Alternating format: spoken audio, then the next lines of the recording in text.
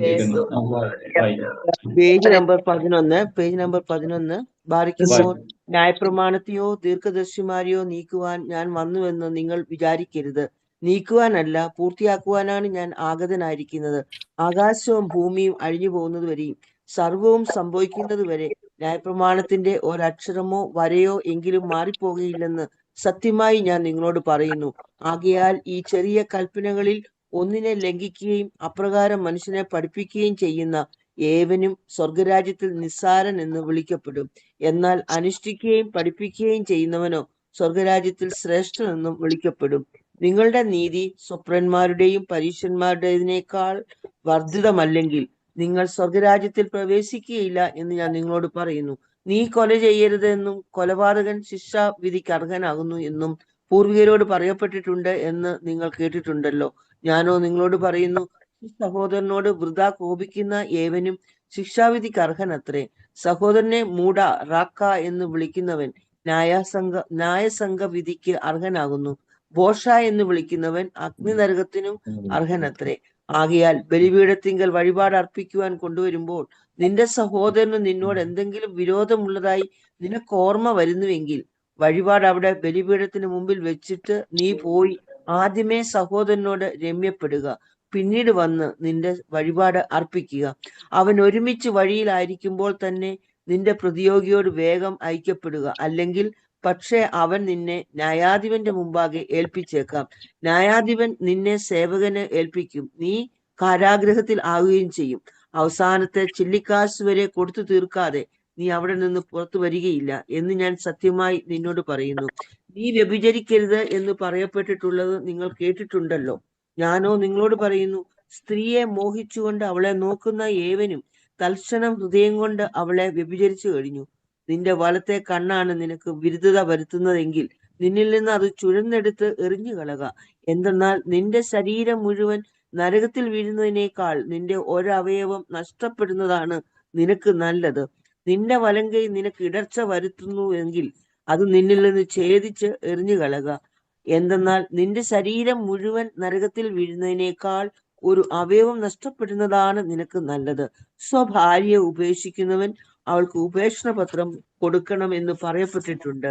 പരസംഗ കാരണം കൊണ്ടല്ലാതെ സ്വഭാര്യയെ ഉപേക്ഷിക്കുന്നവൻ അവൾ വ്യഭിചാരിണിയാകുവാൻ ഇടയാകുന്നു എന്നും ഉപേക്ഷിക്കപ്പെട്ടവളെ പരിഗ്രഹിക്കുന്നവൻ ചെയ്യുന്നത് വ്യഭിചാരമാണെന്നും ഞാൻ നിങ്ങളോട് പറയുന്നു. വീണ്ടും നിന്റെ ആണകളിൽ നീ വ്യാജം കാണിക്കരുതെന്നും നിന്റെ ആണകൾ കർത്താവിങ്കൽ നിർവഹിക്കണമെന്നും പൂർവികരോട് പറയപ്പെട്ടിട്ടുണ്ട് എന്ന് നിങ്ങൾ കേട്ടിട്ടുണ്ടല്ലോ. എന്നാൽ ഞാനോ നിങ്ങളോട് പറയുന്നു, ആണയിടുകയേ അരുത്. സ്വർഗത്തെ കൊണ്ടരുത്, അത് ദൈവത്തിന്റെ സിംഹാസനമാകുന്നു. ഭൂമിയെ കൊണ്ടും അരുത്, അത് അവന്റെ പാദങ്ങൾക്ക് കീഴെയുള്ള പീഠമാകുന്നു. യെരുശലേമിനെ കൊണ്ടും അരുത്, അത് മഹാരാജാവിന്റെ നഗരമാകുന്നു. നിന്റെ തലയെ കൊണ്ടും ആണയിടരുത്. എന്തെന്നാൽ അതിൽ ഒരു തലമുടി ഇഴ പോലും കറുത്തതോ വെളുത്തതോ ആക്കുവാൻ നിനക്ക് കഴിവില്ല. നിങ്ങളുടെ വാക്ക് ഉവ്വ് ഉവ്വ്, ഉള്ളത് ഉള്ളത് എന്നും ഇല്ല ഇല്ല, ഇല്ലാത്തത് ഇല്ല എന്നും ആയിരിക്കട്ടെ. ഇവയിൽ കവിഞ്ഞുള്ളത് ദുഷ്ടനിൽ നിന്ന് ഉണ്ടാകുന്നു. ദൈവമേ, നമ്മുടെ വളരെ പ്രധാനപ്പെട്ട, പ്രത്യേകിച്ച് നമ്മൾ കഴിഞ്ഞ ദിവസം പറഞ്ഞായിരുന്നു, വിശുദ്ധ കുംഭസാരത്തിന് വേണ്ടി ഒരുങ്ങുമ്പോൾ നമുക്ക് നമ്മളെ സഹായിക്കുന്ന നമ്മുടെ പാപങ്ങൾ, പ്രത്യേകിച്ച് നമ്മുടെ പാപങ്ങൾ കണ്ടെത്താൻ സഹായിക്കുന്ന ദൈവ തിരുവചന ഭാഗങ്ങളാണ് മത്തായി 5, 6, 7 അധ്യായങ്ങൾ. ഇപ്പൊ നമ്മൾ വായിച്ച് ധ്യാനിക്കുമ്പോൾ നമ്മളെ തന്നെ കൂടുതൽ കണ്ടെത്തുവാനൊക്കെ ആയിട്ട് നമുക്ക് സഹായിക്കാം. പെട്ടെന്ന് 1-2 കാര്യങ്ങൾ പറഞ്ഞ് നമുക്ക് അടുത്ത വചനത്തിലേക്ക് പോകാം. അതായത് സത്യസത്യമായി ഞങ്ങൾ പറയുന്ന ആകിയാൽ ഈ ചെറിയ കൽപ്പനകൾ ഒന്നിനെ ലംഘിക്കുകയും അപ്രകാരം മനുഷ്യനെ പഠിപ്പിക്കുകയും ചെയ്യുന്ന ഏവനും സ്വർഗരാജ്യത്തിൽ നിസ്സാരൻ എന്ന് വിളിക്കപ്പെടും. ചെറിയ കൽപ്പന പോലും നമ്മൾ എന്ത് ചെയ്യില്ല, വയലേറ്റ് ചെയ്യാൻ വേണ്ടി പാടില്ല എന്നാണ് പറയുന്നത്. അതുകൊണ്ട് ചെറിയൊരു കൽപ്പന പോലും വയലേറ്റ് ചെയ്യാൻ വേണ്ടി പാടില്ല. എന്നാൽ അതിന്റെ ഓപ്പോസിറ്റ് പറയുന്നുണ്ടോ, വിളിക്കപ്പെടും. എന്നാൽ അനുഷ്ഠിക്കുകയും പഠിപ്പിക്കുകയും ചെയ്യുന്ന സ്വർഗരാജ്യത്തിൽ ശ്രേഷ്ഠൻ എന്ന് വിളിക്കപ്പെടും. ഉണ്ടോ? ഇത് അനുഷ്ഠിക്കുക, ഒന്ന് ജീവിക്കണം എന്നിട്ട് പഠിപ്പിക്കണം. ജീവിക്കാതെ പഠിപ്പിക്കാൻ വേണ്ടി പറ്റും. ബൈബിളിലെടുത്ത് ആർക്കും ചെയ്യാൻ വേണ്ടി പറ്റും, മനസ്സിലായോ? ആർക്കും ചെയ്യാൻ വേണ്ടി പറ്റും, ചില കഴിവൊക്കെ മതി. പക്ഷെ അതല്ല, ഇത് ആത്മാവിന്റെ ശുശ്രൂഷ, ആത്മാവിൽ അത് ചെയ്യണം. കൃപയുടെ ശുശ്രൂഷയായിട്ട് മാറണം. 2, നമ്മൾ എല്ലാ കാര്യങ്ങളും ചെയ്യുമ്പോൾ ദൈവത്തെ മഹത്വപ്പെടുത്തണം, നമ്മുടേതായിട്ട് ചെയ്യരുത്. യോഹന്നാൻ 3:30 ക്രിസ്തു വളരുകയും ഞാൻ ചെയ്യുകയും വേണം. ഇത് നമ്മൾ പ്രത്യേകമായിട്ട് ചിന്തിക്കണം. ഇല്ലെങ്കിൽ നമ്മളെല്ലാം ദൈവരാജ്യത്തിൽ നിന്ന് പഠിപ്പിച്ചെന്ന് പറഞ്ഞിട്ട് അകത്ത് കയറാൻ പറ്റത്തില്ല. മനസ്സിലായോ? നമ്മൾ ഇന്നലെ ആ വചനം കണ്ടായിരുന്നു, ഇന്നലെ ആ വചനം നമ്മൾ ശ്രദ്ധിച്ചായിരുന്നു. അതുകൊണ്ട് നമ്മുടെ പേരിനോ പെരുമയ്ക്കോ പ്രശസ്തിക്കോ വേണ്ടി ഒന്നും ചെയ്യരുത്. നമ്മൾ എന്തെങ്കിലും ചെയ്തിട്ടുണ്ടെങ്കിൽ അവസാനം പറയണം. ലൂക്കോസ് 17:10 കൽപ്പിക്കപ്പെട്ടവയെല്ലാം ചെയ്തതിനു ശേഷം പ്രയോജനമില്ലാത്ത ദാസന്മാർ കർത്താവെ കടമ നിർവഹിച്ചുള്ളൂ എന്ന് മാത്രം ഞാൻ പറയുന്നു. കൊളോസസ് 3 ഈ വചനമൊക്കെ എഴുതി വെക്കണം കേട്ടോ. ഇതൊക്കെ നമ്മളെ നിത്യജീവനിൽ എത്തിക്കുന്ന വചനങ്ങളാണ്. കൊളോസസ് 3:17 നിങ്ങൾ വാക്കാലോ പ്രവൃത്തിയാൽ എന്ത് ചെയ്താലും പിതാവായ ദൈവത്തിന് കൃതജ്ഞത അർപ്പിച്ചുകൊണ്ട്, ഇല്ലെ നന്ദി പ്രകാശിപ്പിച്ചുകൊണ്ട് അവിടുത്തെ നാമത്തിൽ, യേശുക്രിസ്തുവിന്റെ നാമത്തിൽ ചെയ്യുവിൻ. ഇത് എന്ത് ചെയ്താലും നമുക്ക് ഇന്ന് നമ്മൾക്ക് ഉണ്ടാകുന്ന വലിയൊരു കെണിയാണ്. നമ്മൾ ഓരോ കാര്യം നമ്മുടെ പേരിനും നമുക്ക് ഫ്ലക്സ് അടിക്കാനും പത്രത്തിൽ വരാനും ജ്ഞാനാധിപതി വരാനും ചെയ്യരുത്. ഇത് നമുക്ക് സ്വർഗത്തിൽ കിട്ടേണ്ട മഹത്വം നമുക്ക് നഷ്ടപ്പെടുത്തി കളയുന്നുണ്ടെന്ന് ആത്മാവിൽ തിരിച്ചറിയണം. അതുകൊണ്ടാണ് നമ്മൾ കഴിഞ്ഞ ദിവസം വായിച്ചപ്പോൾ കണ്ടു, വലത് കൈ ചെയ്യുന്നത് ഇടത് കൈ അറിയരുത്. അങ്ങനെ നമ്മൾ വേണം. രഹസ്യത്തിൽ അറിയുന്ന പിതാവ് പരസ്യത്തിൽ നമുക്ക് പ്രതിഫലം തന്നു. അതൊക്കെ നിത്യജീവനിൽ നമുക്ക് ഉപകരിക്കണം. അല്ലെങ്കിൽ നമ്മളിതെല്ലാം എന്ത് ചെയ്യും? നമുക്ക് സ്വർഗത്തിൽ നിന്നും കർത്താവ് പറയത്തിൽ അവസാനം പറയും, ഞാൻ നിന്നെ അറിയുന്നില്ലെന്ന് പറഞ്ഞ അത്ഭുതം കാണിച്ച് അടയാളം കാണിച്ച് മരിച്ചവര് ഉറപ്പിച്ചു. വല്ല കാര്യമുണ്ടോ? ഈ വെറുതെ കിടന്ന് ഈ വെളുപ്പിനെ എണ്ണിച്ച് കഷ്ടപ്പെട്ടതും എല്ലാം വെറുതെ ആയിപ്പോകും. ഇവിടെ നമ്മുടെ അൾട്ടിമേറ്റ് ആയിട്ടുള്ള ലക്ഷ്യം നിത്യജീവന് വേണ്ടി, നിത്യ ജീവിതത്തിലേക്ക് വേണ്ടി സമ്പത്ത് സ്വരുക്കൂട്ടുകയാണ്.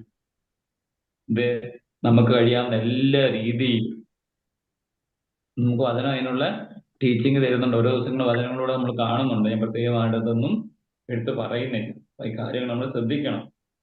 താഴോട്ട് നമ്മൾ വായിച്ചു കാണുമ്പോൾ 21 തൊട്ടുള്ള വചനം, നീ കൊല ചെയ്യരുത്.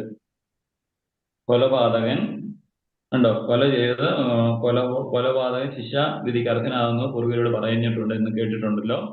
ഞാനോ നിങ്ങളോട് പറയുന്നു, സ്വന്തം സഹോദരനോട് വൃഥാ കോപിക്കുന്ന ഏതവനും ശിക്ഷാവിധിക്ക് അർഹനത്രേ. സഹോദരനെ മൂഢ എന്ന് വിളിക്കുന്നവൻ ന്യായാധിപ സംഘത്തിന് അർഹനാകും. പോഷ എന്ന് വിളിക്കുന്നവൻ അഗ്നി നരകത്തിനും അർഹനത്രേ.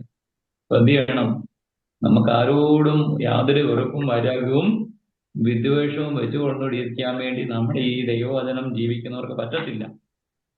ഇൻ കേസ് നമുക്ക് പെട്ടെന്ന് ദേഷ്യം വന്നു, ദേഷ്യപ്പെട്ടു, ഇല്ലെങ്കിൽ കോപിച്ചു, ഇല്ലെങ്കിൽ എന്തെങ്കിലും ചെയ്തു, എന്ത് ചെയ്യണം? അടുത്ത സുബോധം കിട്ടുമ്പോൾ എന്ത് ചെയ്യണം? നമ്മൾ അനുദപിക്കണം, പശ്ചാത്തപിക്കണം. വിശുദ്ധ കുമ്പസാരത്തിലൂടെ ഏറ്റു പറയണം, തെറ്റിപ്പോയി കർത്താവേ എന്നോട് ക്ഷമിക്കണം. എന്നിട്ട് എന്ത് ചെയ്യണം? ദൈവമായിട്ട് ആത്മാവിൽ നമ്മൾ രമ്യതപ്പെടണം. അദ്ദേഹത്തിന് വേണ്ടി വചനം പറയുന്നത്, ശത്രുക്കളെ സ്നേഹിക്കുവീൻ, അവർക്ക് വേണ്ടി പ്രാർത്ഥിക്കുവീൻ, നന്മ ചെയ്യുവീൻ. ഈ 3 കാര്യങ്ങൾ ചെയ്ത് അവന്റെ മേൽ ദൈവത്തിന്റെ തീ, ഫയർ, പരിശുദ്ധാത്മാവാകുന്ന തീ, റോമ 12:17-21 പറയുന്നത്, തീക്കനൽ അവന്റെ തലയിൽ കൂട്ടണം. അവന് ഭക്ഷിക്കാൻ കൊടുക്കണം. എന്ത് കൊടുക്കണം? വചനം കൊടുക്കണം ഭക്ഷിക്കാൻ. മത്തായി 4:4, ലൂക്കോസ് 4:4, ജെറമ്യ 15:16 ഈ വചനം കൊടുക്കണം. ഇന്ന് ഈ ആത്മഹത്യയുടെയൊക്കെ എണ്ണം കൂടുന്നതിന്റെ പ്രധാനപ്പെട്ട കാരണം നമ്മൾ വചനം ആരാ? ദൈവം തന്നെയാണ്. വചനം ഇല്ലാത്തത് കൊണ്ടാണ്. ഈ വചനത്തിൽ ഇരിക്കുന്ന ദൈവത്തിന്റെ ശക്തി, സങ്കീർത്തനം 77:10 ശക്തി പ്രകടമാകാത്ത നിന്റെ ദുഃഖത്തിന്റെ കാരണം. സങ്കീർത്തനം 46:10 സ്തുതിച്ചേ. ഹല്ലേലൂയ. കർത്താവേ സ്തുതിക്കുന്നു.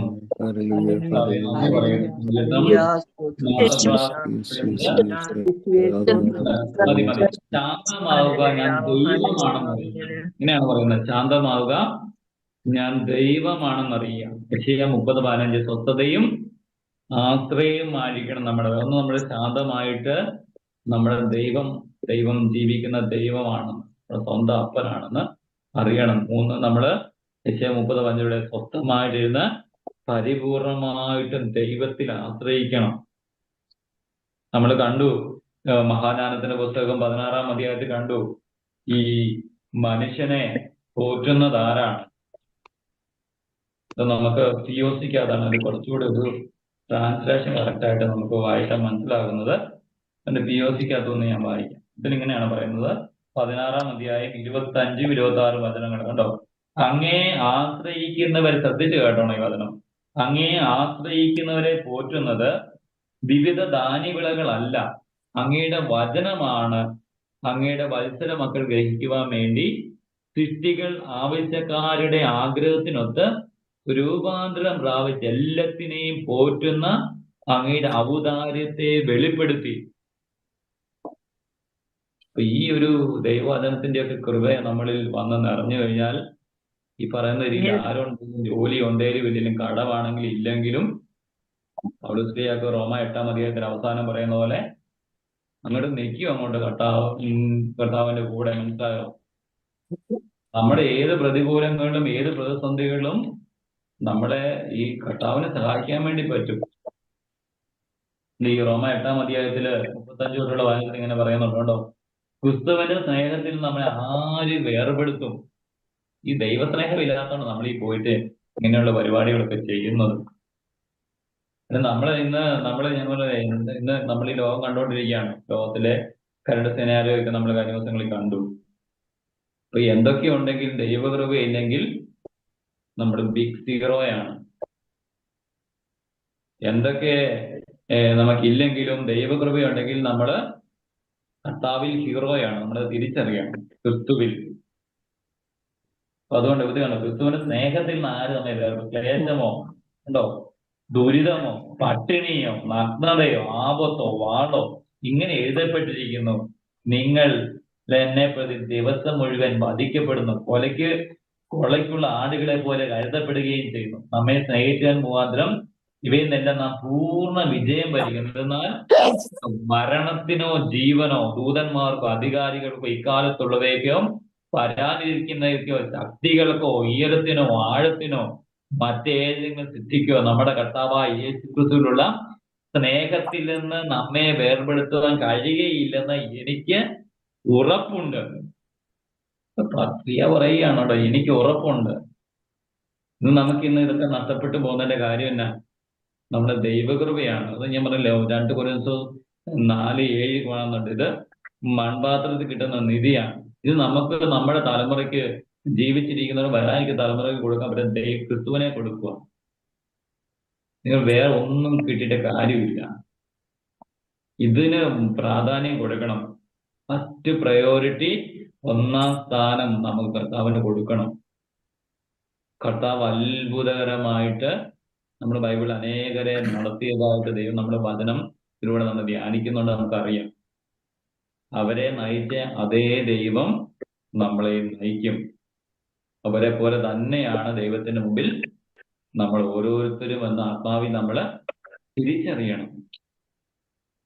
ഈ തിരിച്ചറിവ് നമുക്ക് നഷ്ടപ്പെട്ടു പോയി. ഇന്ന് അറിവുണ്ട്, യഥാർത്ഥത്തിലുള്ള ദൈവീക ജ്ഞാനത്തിലുള്ള തിരിച്ചറിവ് നഷ്ടപ്പെട്ടു പോയി. ഭയങ്കര ടെക്നോളജിയാണ്, പിള്ളേർക്കെല്ലാം എല്ലാ കാര്യങ്ങളും അറിയാം. പക്ഷെ ദൈവകൃപ, ഈ ദൈവത്തിലൂടെ, ദൈവത്തിന്റെ ജ്ഞാനത്തിലൂടെ കിട്ടുന്ന തിരിച്ചറിവ് ഒന്നും ഇന്നില്ല. അതുകൊണ്ട് നമ്മൾ പ്രയോറിറ്റി കൊടുക്കേണ്ടത് കർത്താവിനെ അവര് കിട്ടുന്നുണ്ടോ എന്ന് നമ്മൾ ശ്രദ്ധിക്കണം. കാര്യങ്ങൾ നമ്മൾ കോംപ്രമൈസ് ചെയ്യരുത്. ഇതാണ് ഏറ്റവും പ്രധാനപ്പെട്ട കാര്യമെന്ന് നമ്മൾ ആത്മാവിൽ തിരിച്ചറിയാം. നമ്മൾ താഴോട്ട് വായിക്കുന്നുണ്ടോ, നിന്നൊക്കെ എന്തെങ്കിലും വിരോധമുള്ളതെന്ന് നിനക്ക് ഓർമ്മയുണ്ടെങ്കിൽ ബലി അർപ്പിക്കാൻ പോകുന്നതിനെ പറ്റിയൊക്കെയാ പറയുന്നത്. 24, 23, 24 എല്ലാവരോടും നമ്മൾ എന്ത് ചെയ്യണം? രമ്യതപ്പെടണം. ആരുമായിട്ട് ഒരു വെറുപ്പും വൈരാഗ്യവും വിദ്വേഷം വെച്ചുകൊണ്ടിരിക്കുക. അത് നമ്മളെ ഇട്ട് കെട്ടും. നമ്മളത് രോഗമായിട്ടും ഡിപ്രഷനായിട്ടും പല രീതിയിൽ നമ്മളതിട്ട് ബ്രേക്ക് ചെയ്യും. പല കാര്യങ്ങളും നമ്മുടെ ആത്മീയ ജീവിതം പോലും ബ്രേക്ക് ചെയ്തത്. അതുകൊണ്ട് എന്ത് ചെയ്യണം? നമുക്ക് കർത്താവ് പറ്റുന്നില്ലെങ്കിൽ കർത്താവിനോട് പറയണം, കർത്താവേ ഈ പറ്റുന്നില്ല, ക്ഷമിക്കുക, കൃപ തരണമേ. 1 കൊരിന്ത്യർ 15:10 ഞാൻ എന്തായിരിക്കും? ദൈവകൃപയാണ്, ഞാനല്ല അധ്വാനിക്കുന്നത്, അപ്പന്റെ കൃപ നമുക്ക് വേണം, ഇല്ലെങ്കിൽ നമുക്കൊന്നും പറ്റത്തില്ല. അപ്പൊ അതുകൊണ്ട് എന്ത് ചെയ്യണം? നമ്മളത് പരിപൂർണമായിട്ട് അങ്ങ് ആശ്രയിക്കണം. ഒരു കുഞ്ഞ് മാതാപിതാക്കളൊക്കെ ആശ്രയിക്കുന്ന പോലെ നമ്മൾ പരിപൂർണമായിട്ട്, നമ്മളെ കൊണ്ട് ഒന്നും കഴിയത്തില്ല, എനിക്ക് ഒന്നും അറിയത്തില്ല എന്റെ കർത്താവേ, എന്നെ സഹായിക്കണം, നിന്റെ കൃപയില്ലെങ്കിൽ എന്തെങ്കിലും ചെയ്തിട്ടുണ്ടെങ്കിൽ മുഴുവൻ അവിടുത്തെ കൃപയാണ്. നമുക്ക് എല്ലാ ഗ്ലോറിയും കർത്താവിന് കൊടുക്കണം. ഇങ്ങനെ നമ്മളൊരു പരിപൂർണമായിട്ടുള്ള ഒരു ദൈവാസത്തിൽ ശരിക്കും പറഞ്ഞാൽ ഈ ഭൂമിയിൽ വെച്ച് നമുക്ക് സ്വർഗത്തിന്റെ മുന്നാസ്വാദനം ലഭിക്കാൻ തുടങ്ങും. ഇങ്ങനെ ആശ്രയിക്കുന്നവർക്കാണ് കിട്ടുന്നത്. അപ്പൊ നമ്മൾ ചിന്തിക്കാൻ തുടങ്ങുന്നത് മുഴുവൻ ഞാൻ ഓരോ കാര്യങ്ങൾ ചെയ്യുമ്പോഴും എപ്രകാരം ദൈവഹിതപ്രകാരം ചെയ്യാം. അപ്പൊ അങ്ങനെ വരുന്നവരുടെ ഉള്ളിൽ വരുന്ന ചിന്തയാണ് എന്റെ കർത്താവിന് ഇഷ്ടമുള്ള രീതിയിൽ എനിക്ക് എല്ലാ കാര്യങ്ങളും എങ്ങനെ ചെയ്യാൻ വേണ്ടി പറ്റും. ഇങ്ങനെയുള്ള ചിന്തകൾ നമ്മളിൽ ദൈവത്തിന്റെ ആത്മാവ് കൊണ്ടുവരാൻ തുടങ്ങും. നമ്മളെല്ലാം ഈ കർത്താവിന്റെ കണ്ണുകളിലൂടെ നമ്മളെ പ്രാക്ടീസ് 13:22 കാണുന്നുണ്ട്. ജെസ്സയുടെ മകൻ ദാവീദിൽ എന്റെ മനസ്സിനിണങ്ങി ഒരു മകനെ ഞാൻ കണ്ടു. മനസ്സിനിണങ്ങി, കർത്താവിന്റെ മനസ്സറിഞ്ഞ്. 1 കൊരിന്ത്യർ 2:14, 15, 16 വചനത്തിലെല്ലാം പറയുന്നത് ക്രിസ്തുവിന്റെ മനസ്സ് ഞങ്ങൾ അറിയുന്നു. അപ്പൊ അങ്ങനെ ഒരു ലൈഫിലേക്ക് നമ്മൾ മാറണം. ഈ നോൻപിൽ അങ്ങനെ ഒരു രൂപാന്തരീകരണം നമ്മുടെ ജീവിതത്തിൽ ജോൺ 3:3 നമ്മൾ വീണ്ടും ജനിക്കണം. 3:5 ജോൺ 3:3-5 നമ്മൾ ശരിക്കും വീണ്ടും ജനിക്കണം. അപ്പൊ അതിനുവേണ്ടി നമ്മൾ ആത്മാർത്ഥമായിട്ടിരുന്ന് പ്രാർത്ഥിക്കണം, ദൈവവചനം ഇരുന്ന് ഭക്ഷിക്കണം. ജെറമ്യ 15:16 കിട്ടിയപ്പോൾ ഞാൻ ഭക്ഷിച്ചു, അവ എനിക്ക് ആനന്ദാവൃതമായി. താഴെ നമ്മൾ വായിക്കുമ്പോൾ 27-28 ഉണ്ടോ, നീ വ്യഭിചരിക്കുന്ന പറഞ്ഞിട്ടുണ്ടെന്ന് കേട്ടിട്ടുണ്ടോ? ഞാനോ നിങ്ങളോട് പറയുന്നു, സ്ത്രീയെ മോഹിച്ചുകൊണ്ട് അവളെ നോക്കുന്ന ഏവനും ദർശന ഹൃദയത്തിൽ വ്യഭിചരിച്ചു കഴിഞ്ഞുണ്ടോ. നോട്ടത്തിലൂടെ അതുകൊണ്ടാണ് നമ്മൾ കഴിഞ്ഞ കണ്ണുകളെ നിയന്ത്രിക്കണം. ഇല്ലെങ്കിൽ നമുക്ക് പാവങ്ങൾ നമ്മുടെ ഉള്ളിലേക്ക് കടന്നു വരും. അപ്പൊ ആ കാര്യങ്ങൾ നമ്മൾ ശ്രദ്ധിക്കണം. അതുകൊണ്ട് നമ്മൾ ശ്രദ്ധിക്കണം. സ്ത്രീ എന്നുള്ളത് അത് ഓപ്പോസിറ്റ് ആകും പുരുഷനെ. അപ്പം ഇങ്ങനെ നമ്മൾ ശ്രദ്ധിക്കണം. നമ്മുടെ കഴിഞ്ഞ കാലത്ത് ഇങ്ങനെയൊക്കെ നമ്മുടെ ജീവിതത്തിൽ ഉണ്ടാകാത്തതൊന്നും ജീവിതത്തിൽ ആരുമില്ല. അതൊക്കെ നമ്മൾ കുമ്പസാരിച്ചിട്ടില്ലെങ്കിൽ എല്ലാവരും ടീനേജ് പ്രായത്തിലൊക്കെ ഇതിലൂടെയൊക്കെ പോയിട്ടുണ്ട്. അപ്പൊ നമ്മൾ ഇതൊന്നും മറച്ചു വെക്കേണ്ട കാര്യമൊന്നുമില്ല. അതൊക്കെ ഏറ്റു പറഞ്ഞിട്ടില്ലെങ്കിൽ എന്ത് ചെയ്യണം? നമ്മളത് വിശുദ്ധ കുമ്പസാരത്തിലൂടെ കർത്താവ് തെറ്റിപ്പോയി. എനിക്ക് ഈ സമയത്താണത് ബോധ്യപ്പെട്ടത്. ഇന്ന് വചനം വായിച്ചത് ധ്യാനിച്ചപ്പോഴാണ് ബോധ്യപ്പെട്ടത്. കരുണ തോന്നണം എനിക്ക്, അതിൽ നിന്ന് വിമോചനം അനുഭവിച്ച് കുമ്പസാരത്തിലൂടെ ഏറ്റുപറഞ്ഞ് നമ്മൾ ഉപേക്ഷിക്കുമ്പം കുറച്ചുകൂടെ നമ്മൾ ദൈവത്തെങ്കിലേക്ക് അടുക്കും. അതാണ് ഈ കുമ്പസാരത്തിലൂടെ കിട്ടുന്ന കൃപ. അതാണ് നമ്മൾ ഈ പാവം ചെയ്താകുന്നിരിക്കും നമ്മൾ കൂടെ കുമ്പസാരിക്കും തോറും, നമ്മളെ ശുദ്ധീകരിക്കും തോറും അപ്പനിലേക്ക് അടുക്കും. ദൈവത്തിന്റെ ഹൃദയമായിട്ട് നമുക്ക് അടുക്കും. ദൈവത്തിന്റെ ഹിതം ഹൃദയം മനസ്സിലാക്കാൻ വേണ്ടി കർത്താവിൽ നിന്ന് ആഗ്രഹിക്കുന്നത് എന്താണെന്ന് നമുക്ക് ഇങ്ങനെ തിരിച്ചറിയാൻ വേണ്ടി സ്വർഗത്തിന്റെ ജ്ഞാനം നമ്മളിലേക്ക് വന്ന് ഇൻഫിൽ ചെയ്യും. ഇപ്പൊ നമുക്ക് ഈ ഇതെല്ലാം നഷ്ടപ്പെട്ടു പോയി. നമ്മുടെ പാവമാണ്. നമ്മളെ യെശയ്യാ 59:2 കാണുന്നുണ്ട്. ദൈവത്തെയും നിന്നെയും തമ്മിൽ നിങ്ങളുടെ പാവങ്ങളാണ്. ഉണ്ടോ? അപ്പൊ അതുകൊണ്ട് നമ്മൾ വളരെ ശ്രദ്ധിക്കണം. ഈ വചനങ്ങളെല്ലാം എന്ത് ചെയ്യണം? ആഴത്തിൽ വായിച്ച് ധ്യാനിക്കണം. ഇങ്ങനെയുള്ള കുറെ കാര്യങ്ങളാണ് നമ്മൾ താഴോട്ട് പറയുന്നത്. അതുകൊണ്ട് നമ്മൾ ഇടരുത്. നമ്മൾ ഇങ്ങനെയുള്ള കാര്യങ്ങൾ. നമുക്ക് അടുത്ത വചനം വായിക്കാം. എസെക്കിയേൽ പ്രവാചകന്റെ പുസ്തകം 18-ാം അധ്യായം 20-32 വരെയുള്ള വാക്യങ്ങൾ. എസെക്കിയേൽ പ്രവാചകന്റെ പുസ്തകം 18-ാം അധ്യായം 20-32 വരെയുള്ള വാക്യം. Page number 918. എല്ലാവർക്കും വായിക്കാൻ അവസരമുണ്ട്. മാറി മാറി വായിക്കാം, സ്വരമായിട്ട് പ്രാർത്ഥിക്കാം. അധികം താമസിക്കാതെ വായിക്കുകയും ചെയ്യണം. ഓക്കെ. അവന്റെ പിതാവെ ക്രൂര പീഡനം ചെയ്ത് സഹോദരനെ കൊള്ള ചെയ്തു. തന്റെ ജനത്തിന്റെ ഇടയിൽ കൊള്ളരുതാത്തത് പ്രവർത്തിച്ചുകൊണ്ട് തന്റെ പാപത്താൽ മരിക്കും.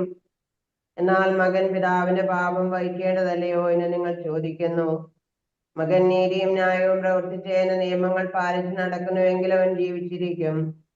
പാപം ചെയ്യുന്ന ആദ്യേക്ക് മരിക്കും. മകൻ പിതാവിന്റെ അകൃത്യം വഹിക്കേണ്ട, അപ്പൻ മകന്റെ അകൃത്യവും വഹിക്കേണ്ട. നീതിമാന്റെ നീതിയുടെ പ്രതിഫലം അവന്റെ മേലും ദുഷ്ടന്റെ ദുഷ്ടതയുടെ പ്രതിഫലം അവന്റെ മേലും ഇരിക്കും. എന്നാൽ ദുഷ്ടൻ താൻ ചെയ്ത സകല പാപങ്ങളെയും ഉപേക്ഷിച്ച് എന്റെ നിയമങ്ങളെല്ലാം ആദരിച്ച് നീതിയും ന്യായവും പ്രവർത്തിക്കുന്നുവെങ്കിൽ അവൻ മരിക്കാതെ ജീവിച്ചിരിക്കും. അവൻ ചെയ്ത അതിക്രമങ്ങളിൽ ഒന്നും അവനെ കണക്കിടുകയുമില്ല. അവൻ ചെയ്ത നീതിയാൽ അവൻ ജീവിക്കും. ദുഷ്ടന്റെ മരണത്തിൽ എനിക്ക് അല്പമെങ്കിലും താല്പര്യമുണ്ടോ? അവൻ എന്റെ വഴികളെ വിട്ടുതിരിഞ്ഞ് ജീവിക്കണമെന്നല്ലയോ എന്റെ താല്പര്യമെന്ന് ദൈവമായ കർത്താവെ ചോദിക്കുന്നു. എന്നാൽ നീതിമാൻ എന്ന നീതി വിട്ടുതിരിഞ്ഞ് നീതികേട് പ്രവർത്തിച്ച് ദുഷ്ടൻ ചെയ്യുന്ന തിന്മകൾ പോലെ ചെയ്യുന്നുവെങ്കിൽ അവൻ ജീവിച്ചിരിക്കുമോ? അവൻ ചെയ്ത നീതിയൊന്നും കണക്കിടുകയില്ല. അവന്റെ അവിശ്വസ്തതയാലും അവൻ ചെയ്ത പാപത്താലും അവൻ മരിക്കും. എന്നാൽ നിങ്ങൾ കർത്താവിന്റെ വഴി ചൊവ്വുള്ളതല്ല എന്ന് പറയുന്നു. ഇസ്രായേൽ ഗൃഹമേ കേൾപ്പീൻ, എന്റെ വഴി ചൊവ്വുള്ളതല്ലയോ? നിങ്ങളുടെ വഴികളല്ലയോ ചൊവ്വില്ലാത്തവ? നീതിമാനന നീതി ഉപേക്ഷിച്ച് അനീതി പ്രവർത്തിക്കുന്നുവെങ്കിൽ അവനതേ നിമിത്തം മരിക്കും. അവൻ ചെയ്ത അനീതി നിമിത്തം അവൻ മരിക്കും. ദുഷ്ടൻ താൻ ചെയ്ത തിന്മ ഉപേക്ഷിച്ച് നീതിയും ന്യായവും പ്രവർത്തിക്കുന്നുവെങ്കിൽ അവൻ തന്റെ ജീവനെ രക്ഷിക്കും. താൻ ചെയ്ത അതിക്രമങ്ങളെല്ലാം മനസ്സിലാക്കി അവൻ വിട്ടുതിരിയുന്നത് കൊണ്ട് അവൻ മരിക്കാതെ ജീവിച്ചിരിക്കും. എന്നാൽ ഇസ്രായേൽ ഗൃഹം കർത്താവിന്റെ മാർഗം ചൊവ്വുള്ളതല്ല എന്ന് പറയുന്നു. ഇസ്രായേൽ ഗൃഹമേ, എന്റെ വഴികൾ ചൊവ്വുള്ളവയല്ലയോ? നിങ്ങളുടെ വഴികളല്ലേ ചൊവ്വില്ലാത്തവ? ആകയാൽ ഇസ്രായേൽ ഗൃഹമേ, ഞാൻ നിങ്ങളിൽ ഓരോരുവനും അവനവന്റെ പോക്കിന് തക്കവണ്ണം ന്യായവിധി നടത്തും എന്ന് കർത്താവിന്റെ അരുളപ്പാട്. പാപം നിങ്ങൾക്ക് നാശകരമായി ഭവിക്കാതെ ഇരിക്കേണ്ടതിന് നിങ്ങൾ മാനസാന്തരപ്പെട്ട് നിങ്ങളുടെ അതിക്രമങ്ങളെല്ലാം വിട്ടുതിരിയുകയും എനിക്കെതിരായി നിങ്ങൾ ചെയ്തിരിക്കുന്ന അതിക്രമങ്ങളെല്ലാം നിങ്ങളിൽ നിന്നും ദൂരെ കളയുകയും നിങ്ങൾക്ക് പുതിയൊരു ഹൃദയവും പുതിയൊരു ആത്മാവിനെയും സമ്പാദിച്ചു കൊള്ളണം. ഇസ്രായേൽ ഗൃഹമേ, നിങ്ങൾ എന്തിനെ മരിക്കുന്നു? മരിക്കുന്നവന്റെ മരണത്തിൽ എനിക്ക് ഇഷ്ടമില്ല എന്ന് ദൈവമായ കർത്താവിന്റെ അരുളപ്പാട്. ആകയാൽ നിങ്ങൾ മാനസാന്തരപ്പെട്ട് ജീവിപ്പീൻ. ദൈവമേ, സ്തുതിക്ക് യോഗ്യമാകുന്നു. പാറയ്ക്കുമോ 21-ാമത്തെ വചനം. പാവം ചെയ്യുന്ന 20-ാമത്തെ വചനം. പാവം ചെയ്യുന്ന ദേഹി മരിക്കും. ഉണ്ടോ? പക്ഷെ യോഹന്നാൻ ഒരു സുവിശേഷത്തിൽ കാണുന്നുണ്ട്, വചനത്തിൽ ജീവിക്കുന്നവർക്ക് മരണമില്ല, ഒരു മാറ്റം മാത്രമേ ഉള്ളൂ. നമ്മള് ദൈവവചനം അനുസരിച്ച് ജീവിക്കാൻ വേണ്ടി, ജീവിച്ച് നിത്യജീവൻ എത്താൻ വേണ്ടി വിളിക്കപ്പെട്ട കൂട്ടമാണ് പരിശുദ്ധ സഭ എന്ന് പറയുന്നത്. നമ്മളെല്ലാം സഭയുടെ ഓരോ അവയവങ്ങളാണ്, നമ്മൾ തിരിച്ചറിയണം. അതുകൊണ്ട് 21-ാമത്, ദുഷ്ടൻ ചെയ്ത സകല പാപങ്ങളെ ഉപേക്ഷിച്ച് എന്റെ നിയമങ്ങളെല്ലാം ആദരിച്ച് നീതിയും ന്യായം പ്രവർത്തിക്കുമെങ്കിൽ അവൻ മരിക്കാതെ ജീവിക്കും. കറക്റ്റ് കൺഫർമേഷൻ കണ്ടോ കർത്താവ് തരുന്നുണ്ടോ? അവൻ 21-ാമത്തെ വരണം, അവൻ മരിക്കാതെ ജീവിക്കും. വചനത്തിലൂടെ കർത്താവ് ഉറപ്പ് തരികയാണ്. ഞാനൊക്കെ പെട്ടെന്ന് ശ്രദ്ധിച്ചില്ലായിരുന്നു, രണ്ടാമത് വായിച്ചപ്പോൾ കറക്റ്റ് അത് തന്നെയാണ്. യോഹന്നാൻ എഴുതിയ വചനത്തിന്റെ അതേ കോട്ട്, അതേ എണവചനമാണ് ഇത്. കണ്ടോ? നമ്മൾ തിരിച്ചറിയണം. കർത്താവ് പറയുന്നത് നമ്മുടെ മരണത്തിലല്ല. കണ്ടോ? അവസാനം പറയുന്നുണ്ടോ? കർത്താവ് അരുളപ്പാട്, ആകയാൽ നീ മാനസാന്തരപ്പെട്ട് ജീവിക്കുകയും. ഏറ്റവും വലിയ മിറക്കിൾ എന്ന് പറയുന്നത് മാനസാന്തരമാണ്. നമ്മൾ ക്യാൻസർ മാറുന്നതോ ബ്ലഡ് ക്യാൻസർ മാറുന്നതോ ഒന്നും അല്ല. മാനസാന്തരപ്പെട്ടില്ലെങ്കിൽ നമ്മൾ ഇതൊക്കെ വരുന്നു എന്തിനാ? നമ്മളെ ശുദ്ധീകരിക്കാൻ വേണ്ടിയാണ്. പല രോഗങ്ങളും ആരോഗ്യമുള്ളപ്പം പറ്റുന്നില്ല. അപ്പം അതെങ്കിലും ഒന്നും കിട്ടുമ്പം ദൈവമേ പറ്റിപ്പോയി, ഇതിലൂടെയെങ്കിലും എളിമപ്പെട്ട് പശ്ചാത്തപിക്കാൻ ദൈവം അവസരം കൊടുക്കുക. ചിലർ അതുപോലും തട്ടിക്കളയുന്ന കണ്ടിട്ടുണ്ട്. ഭയങ്കര വിഷമം തോന്നിയിട്ടുണ്ട്. ഒരു പ്രത്യാശയില്ലാതെ ജീവിക്കുന്ന ജീവിതങ്ങൾ. കഴിഞ്ഞ ദിവസം നിങ്ങളൊരു ഡോക്ടറിന്റെ ഒരു ഇത് കണ്ടായിരുന്നായിരിക്കും, ന്യൂസിൽ ഇങ്ങനെയൊക്കെ ഉണ്ടായിരുന്നു. ഏറ്റവും കൂടുതൽ കിഡ്നി ട്രാൻസ്പ്ലാന്റേഷൻ ചെയ്ത ഡോക്ടർ കണ്ട ലേക്ക് ഷോറിലെ കണ്ടോ? അതും ഒരു ക്രിസ്ത്യാനി. കേൾക്കുമ്പോൾ നമുക്ക് സങ്കടം തോന്നും. പൈസ ഇല്ലാഞ്ഞിട്ടാണോ? ഏത് സാഹചര്യം ഇല്ലാണ്ടാണോ? ഒരു മാസം 50 ലക്ഷം രൂപ കണ്ട് സാലറി വാങ്ങുന്ന നമുക്ക് എന്തെങ്കിലും പറയുന്നത് കേട്ടു. കറക്റ്റാണോന്നോ ഇല്ലയോ എന്ന് അറിയത്തില്ല. ഇത് എന്തൊക്കെയുണ്ടെങ്കിലും ഈ ദൈവ സാന്നിധ്യവും ദൈവകൃപയും ഇല്ലെങ്കിൽ നമ്മൾ ബിഗ് സീറോയാണെന്ന് ആത്മാവിൽ തിരിച്ചറിയണം. അതുകൊണ്ട് കർത്താവ് നമ്മുടെ മാനസാന്തരം, നമ്മുടെ ആത്മാവിന്റെ വിശുദ്ധീകരണം, മാനസാന്തരം, നമ്മുടെ നിത്യജീവൻ ആണ് ആഗ്രഹിക്കുന്നത്. ഇതുപോലെ തന്നെ ആഗ്രഹിച്ച് പുറത്ത് ഒരുത്തം നിൽക്കൊണ്ട്, അവന്റെ പേരാണ് ലൂസിഫർ. നമ്മുടെ ആത്മാവിനെ അവനും ആഗ്രഹിക്കുന്നു. യോഹന്നാൻ 10:10 കാണുന്നുണ്ട്, കള്ളൻ വരുന്നത് കൊല്ലാനും നശിപ്പിക്കുവാനും മോഷ്ടിക്കുവാനും ചിതറിക്കുവാനും വേണ്ടിയാണ്. ഉണ്ടോ? സ്പിരിറ്റ് ഓഫ് ഡിവിഷൻ ഇവന്റെ പരിപാടിയെ കൊല്ലുക, മോഷ്ടിക്കുക, നശിപ്പിക്കുക, ചിതറിക്കുക, കുടുംബങ്ങളെ ചിതറിക്കുക, അങ്ങോട്ടും ഇങ്ങോട്ടും വൈദികരെ ചിതറിക്കുക, പിതാക്കന്മാരെ ചിതറിക്കുക, എല്ലാം പ്രവർത്തിക്കുന്ന അരൂപി യവനാണെന്ന് തിരിച്ചറിയുക. ഇത് നമ്മുടെ ആത്മാവിന്റെ കൃപയുണ്ടെങ്കിൽ മാത്രമേ തിരിച്ചറിയാൻ പറ്റത്തുള്ളൂ. അതുകൊണ്ടാണ് ഈ കാലഘട്ടത്തിൽ നമ്മൾ നോമ്പിന്റെ ആചരണത്തിൽ നമ്മൾ വായിച്ച വചനെല്ലാം ദൈവിക ജ്ഞാനത്തിന് വേണ്ടി പ്രാർത്ഥിക്കാൻ വേണ്ടിയാണ്. അതുകൊണ്ട് പരിശുദ്ധാത്മാവിലൂടെ ലഭിക്കുന്ന ജ്ഞാനം നമുക്കുണ്ടാകണം. 3 തരം ജ്ഞാനമുണ്ട്. പൈശാചിക ജ്ഞാനമുണ്ട്, ലൗകിക ജ്ഞാനമുണ്ട്, പരിശുദ്ധാത്മാവിന്റെ ജ്ഞാനം. നമുക്ക് വേണ്ടിയത് ദൈവത്തിന്റെ ആത്മാവിലൂടെ ലഭിക്കുന്ന ജ്ഞാനമാണ് വേണ്ടിയത്. അതിനുവേണ്ടി എന്താണ് തീവ്രമായിട്ട് യാക്കോബ് 1:21-5 പറയുന്നുണ്ട്, ജ്ഞാനം കുറവുള്ളവൻ ചോദിക്കട്ടെ. ചോദിച്ചാൽ തരാമെന്ന് വാഗ്ദാനമുള്ളത്. അപ്പൊ ചോദിക്കുന്നതിന് വല്ല മടി വേണം? ഒരു മടിയില്ലാതെ ചോദിച്ചേക്കണം. ജ്ഞാനം കൊണ്ട് നമ്മുടെ തലമുറകളും നിറയണം. നമ്മുടെ മാനസാന്തരമാണ് ദൈവം നമ്മളിൽ നിന്ന് ആഗ്രഹിക്കുന്നത്. നമ്മുടെ കുടുംബാംഗങ്ങളുടെ മാനസാന്തരം. നമ്മൾ എന്ത് ചെയ്യണം? കണ്ണുനീരോടുകൂടി പ്രഭാതത്തിലൊക്കെ എഴുന്നേറ്റ് പ്രാർത്ഥിക്കണം. നമ്മളെ തന്നെ ശുദ്ധീകരിച്ച് പ്രാർത്ഥിക്കുമ്പോൾ അവരെ മരിക്കുന്നതിന് മുമ്പ് മാനസാന്തരപ്പെടാൻ വേണ്ടി ദൈവം അനുവദിക്കും. കർത്താവിന്റെ കരുണ. നമ്മളൊരാള് അതിനുവേണ്ടി കർത്താവിന്റെ ബലിയോട് ചേർന്ന് നമ്മളെ ത്യാഗം ചെയ്തിട്ടുണ്ടെങ്കിൽ കർത്താവ് അതിന്റെ മേൽ കരുണ ഒഴുക്കും. നമ്മൾ 200% വിശ്വസിക്കണം. ഹോശയ്യ 4-ാം അധ്യായം 1-11 വാക്യങ്ങൾ. ഹോശയ്യ പ്രവാചകന്റെ പുസ്തകം 4-ാം അധ്യായം 1-11 വാക്യങ്ങൾ. പേജ് നമ്പർ 773 ഇസ്രായേൽ മക്കളെ, ദൈവത്തിന്റെ വചനം കേൾപ്പീൻ. ദേശനിവാസികൾക്കെതിരെ കർത്താവിന് ഒരു ആരോപണമുണ്ട്. ദേശത്ത് സത്യമില്ലാതെയില്ല, ദൈവപരിജ്ഞാനവുമില്ല.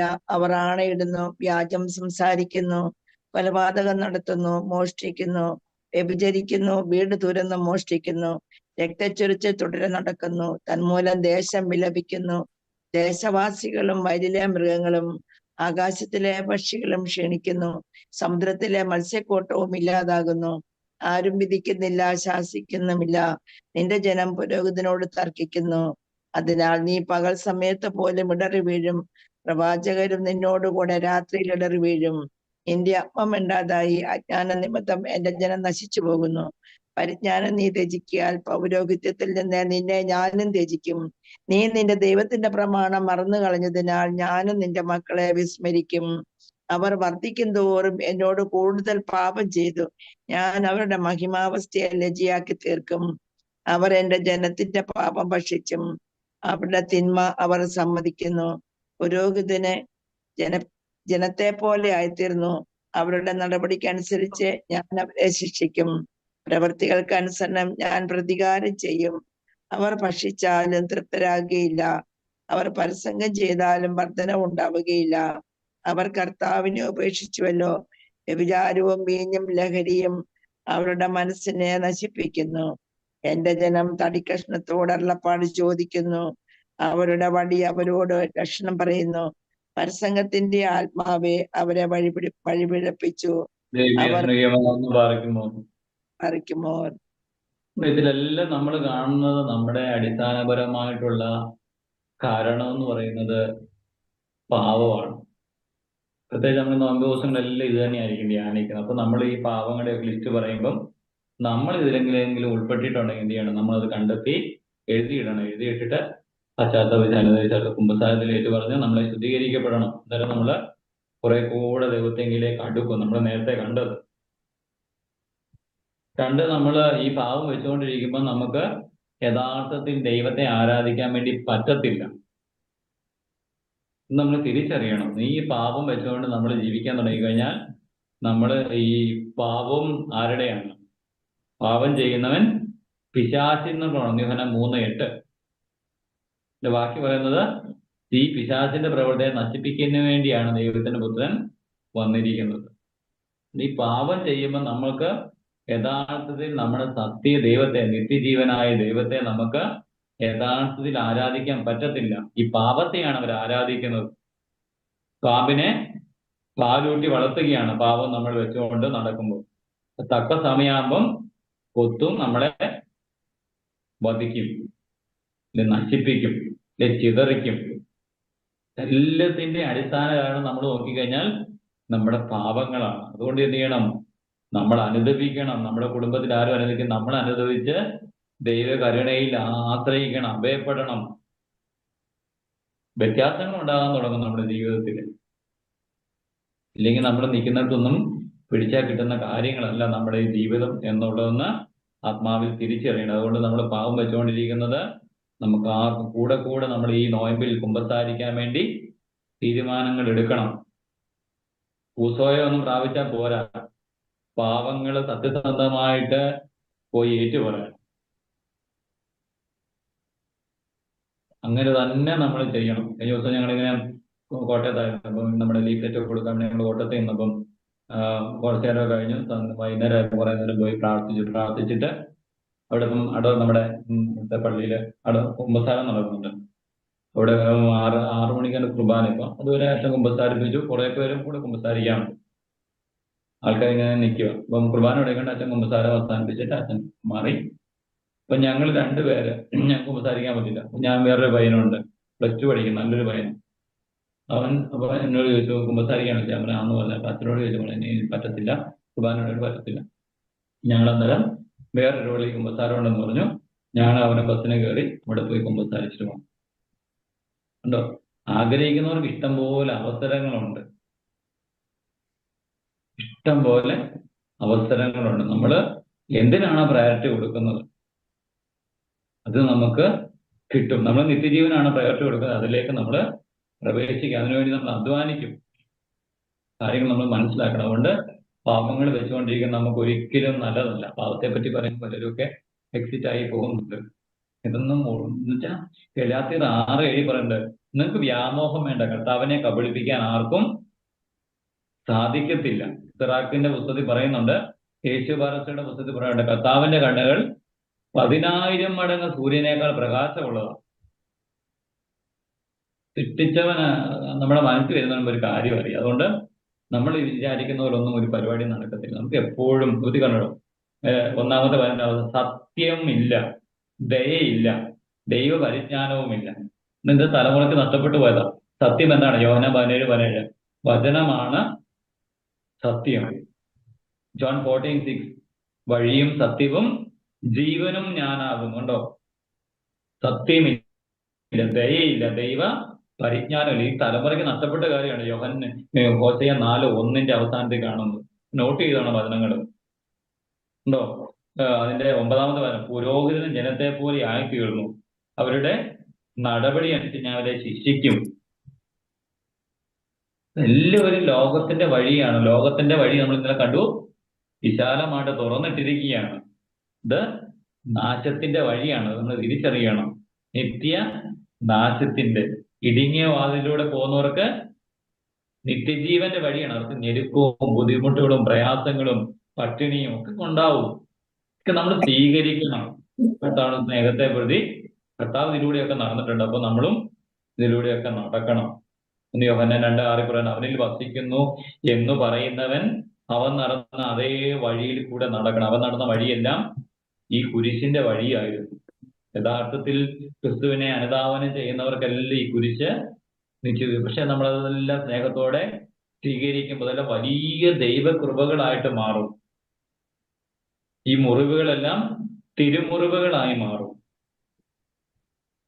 നമുക്ക് അടുത്ത വചനമാണ് സക്കറിയ 1-ാം അധ്യായം 1-6 വാക്യങ്ങൾ. ഭയങ്കര പ്രധാനപ്പെട്ട വചനങ്ങളാണ്. സക്കറിയ പ്രവാചന പുസ്തകം 1-ാം അധ്യായം 1-6.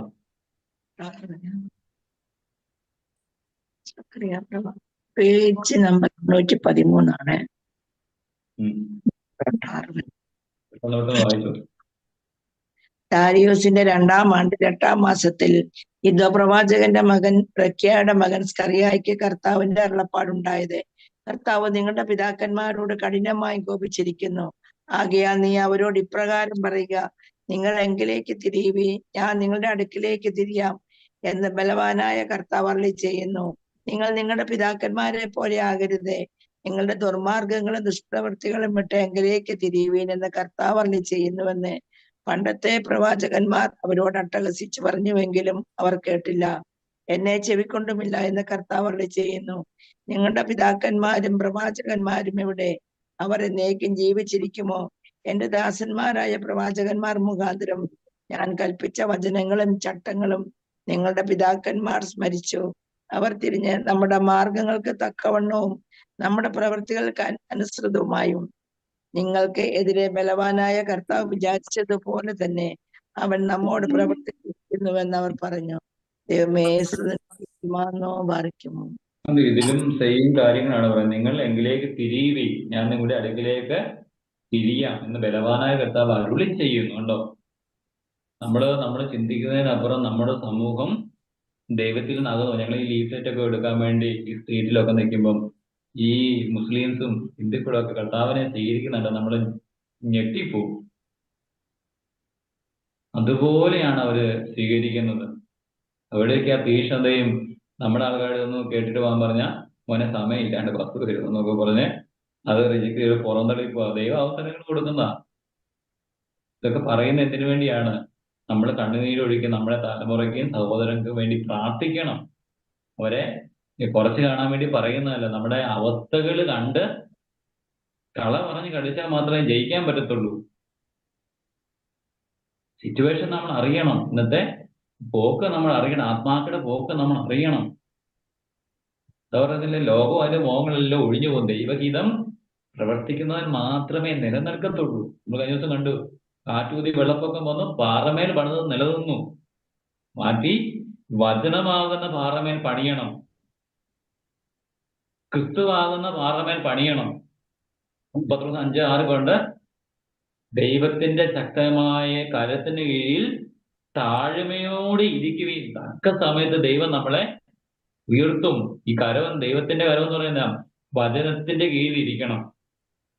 യോഹന്നാൻ 1:1 3 വചനം. വചനം ദൈവമാണ്, ക്രിസ്തുവാണ്. ഈ വചനമാണ് ഗബ്രിയേൽ മാലാഖ പറഞ്ഞപ്പോൾ അമ്മയുടെ ഉദരത്തിൽ ക്രിസ്തുവായിട്ട് രൂപപ്പെട്ടത്. നമ്മൾ തിരിച്ചറിയാൻ, നമ്മളിൽ ഈ വചനം സ്വീകരിക്കുമ്പം രൂപാന്തരീകരണം ഉണ്ടാകണം. യോഹന്നാൻ 13:5 യോഹന്നാൻ 15:3 പറയത്തില്ലേ, നിങ്ങൾ കേട്ട വചന നിമിത്തം നിങ്ങൾ ശുദ്ധിയുള്ളവരാകുന്നു. നമ്മൾ ശുദ്ധീകരിക്കപ്പെടണം. ഉണ്ടോ? ദാസനെ പ്രവാചകൻ മുഖാന്തരം ഞാൻ കൽപ്പിച്ച വചനങ്ങളും ചട്ടങ്ങളും നിങ്ങളുടെ പിതാക്കന്മാർ മരിച്ചു. അവർ തിരിഞ്ഞ് നമ്മുടെ മാർഗങ്ങൾക്ക് തക്കവണ്ണം നമ്മുടെ പ്രവർത്തികൾക്ക് അനുസൃതമായും നമുക്കെതിരായും ബലവാനായ കർത്താവ് വിചാരിച്ചതുപോലെ തന്നെ അവർ നമ്മോട് പ്രവർത്തിച്ചിരിക്കുന്നു എന്ന് പറഞ്ഞു. അതുകൊണ്ട് നമ്മൾ എന്ത് ചെയ്യണം? മടങ്ങി വരിക. നിങ്ങൾ എങ്കിലേക്ക് തിരിയുവീൻ, ഞങ്ങളെ നിങ്ങളിലേക്ക് തിരിയാമെന്ന് ബലവാനായ കർത്താവ് അരുളി ചെയ്യും. നമുക്ക് അടുത്ത വചനം യെശയ്യാ 1:1-9 വരെയുള്ള വാക്യം. യെശയ്യാ പ്രവാചന പുസ്തകം 1:1-9 വരെയുള്ള വാക്യം. Page number 713. പെട്ടെന്ന് വായിക്കാം. ആമോസിന്റെ മകൻ യെശയ്യാ യഹൂദ രാജാക്കന്മാരായ ഉസ്സിയ, യോദ, ആഹാസ്, ഹിസ്കിയ എന്നിവരുടെ കാലത്തെ യഹൂദയെയും യെരൂശലേമിനെയും കുറിച്ച് പ്രദർശിച്ച ദർശനം. ആകാശമേ കേൾക്കുക, ഭൂതലമേ ശ്രദ്ധിക്കുക.